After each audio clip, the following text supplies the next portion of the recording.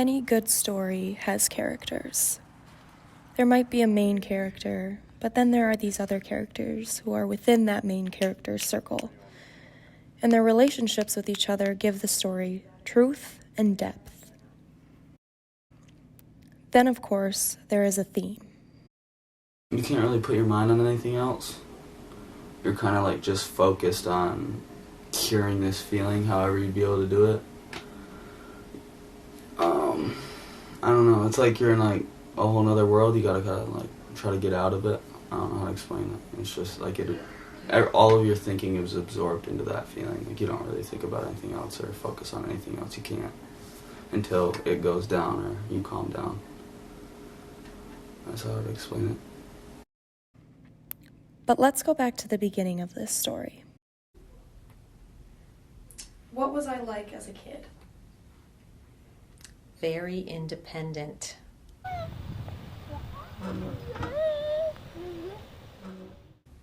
You were very independent. You wanted to do your own thing, didn't want anyone to help you. Certainly did not want to be held or cuddled at all. Always pushing away. I think you were a pretty brave little kid. You would try things that I think other kids wouldn't, just because you were curious, and I thought you were pretty brave. You laughed a lot. I think you were a pretty happy kid for the most part. No! I still don't know the rules. So what, we're supposed to pick all the stuff up that's blue? Maybe we could play I Spy. Like I spy something blue and then we could guess. No, we're playing something different, okay? You were extraordinarily solo. Like you didn't, if you invited somebody in, it was cool. You want to be in there with them? Okay. Tell us what's going on there. Well, this is which is the old deli. So, Her name is... yeah, you were, I don't know, it was, if I look back on it now, I keep thinking about how you always seem to have this kind of independence about you. Like you had to do it your way. Good. Oh, that's beautiful.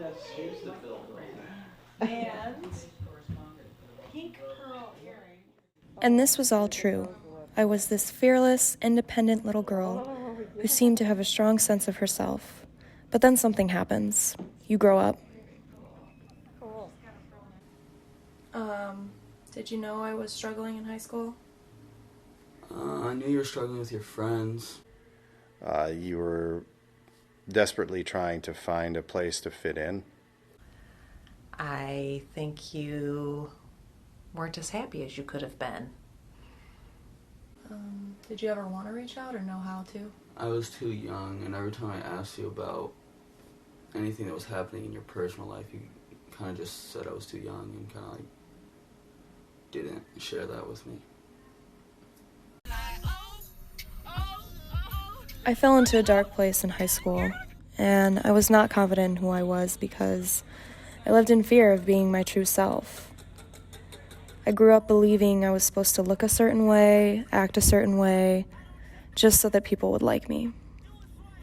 And what happens is you put a mask on, and you wake up every day being someone you're not because you are so afraid of being different.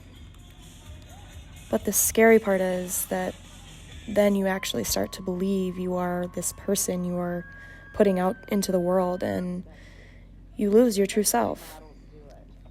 And all of a sudden, I wasn't that confident, fearless little girl. I could be in a room full of people, and 1 second I feel completely normal, going about my day, and then all of a sudden I feel alone.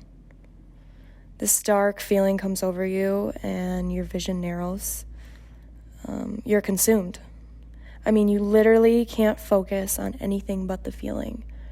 It's almost indescribable. It creeps in sometimes when I least expect it. But in this story, I'm not the only one who's been through this pain.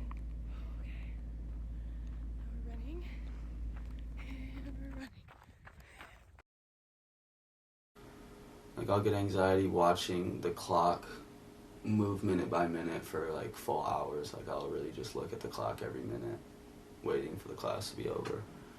That creates a lot of anxiety. I don't know, it just kind of is always there.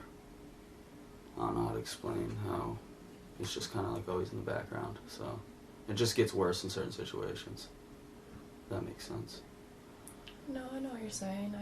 To me, it feels kind of like this black figure wraps around That's, me. yeah, right behind you, yeah. And that feeling in your chest that you can't get rid of, yeah. I know exactly what you mean. How would you say that, my experience in high school is different than what Jacob's going through now? Well, boys and girls do things differently.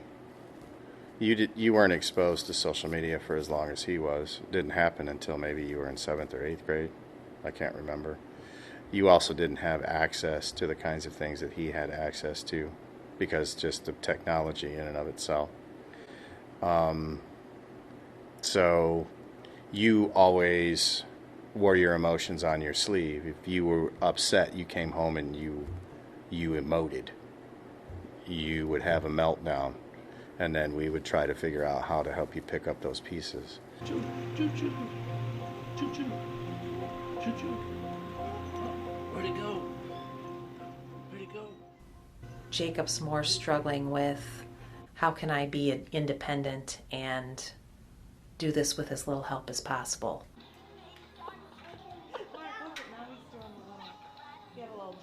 Jacob, on the other hand, holds everything inside, in part because society tries to tell him that as a male he shouldn't emote, that he's got to suffer through these things. Is that JJ?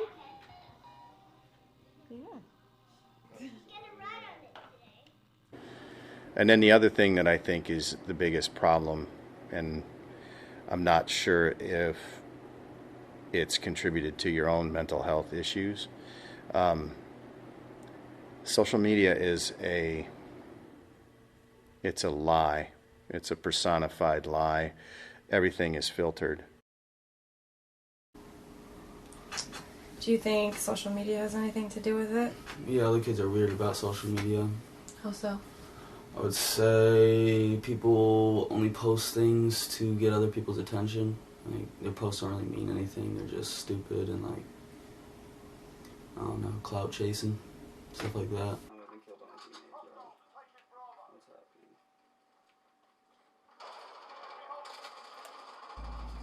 You're on Teams? And nowadays, with social media, the pain and damage of anxiety only grows.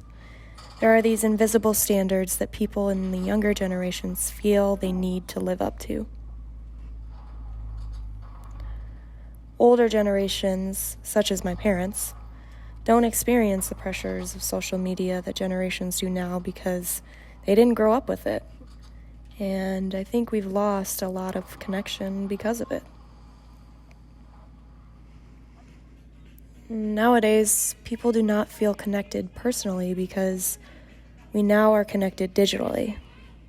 We don't call, text, or even have a face-to-face conversation to update someone on our lives because it's too much work. Social media has allowed us to share our lives to millions with a push of a button. But it's also made it a lot easier to cover some of our cracks and scars. I mean, all it takes is one post of you smiling and one cheerful caption to set the status of your life.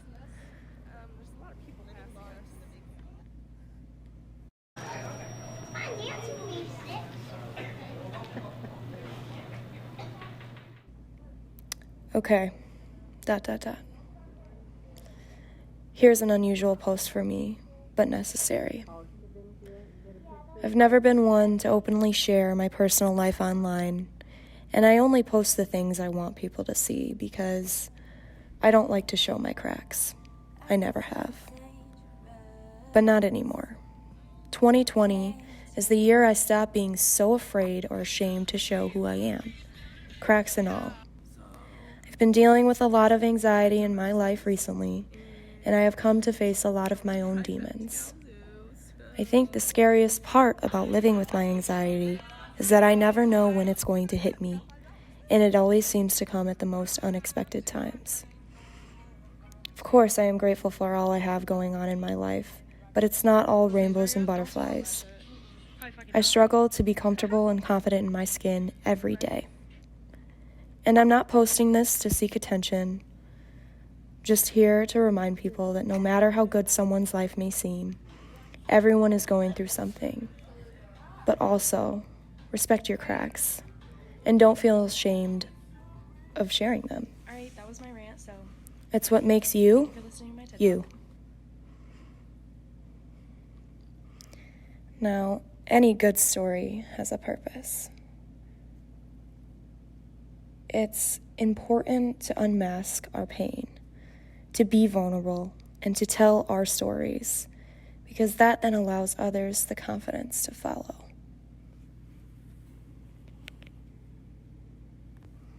Never be afraid to be who you are.